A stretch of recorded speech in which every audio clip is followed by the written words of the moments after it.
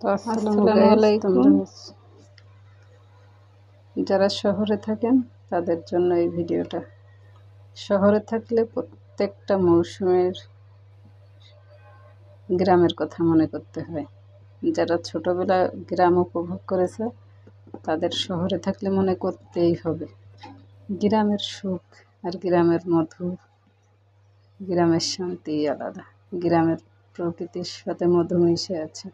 প্রত্যেকটা মৌসুমের ফল গ্রামের মধু, প্রকৃতির মধু। প্রত্যেকটা সিজনে দেখেন ঢিস ভরা তালের সাথে আম মন ভরে উপভোগ করা যাচ্ছে। কিন্তু শহরে ওই ৫-৭ তলার পরে থেকে এই সুখটা পাওয়া যায় না। এই সুখটা পেতে হলে গ্রামে থাকতে হবে।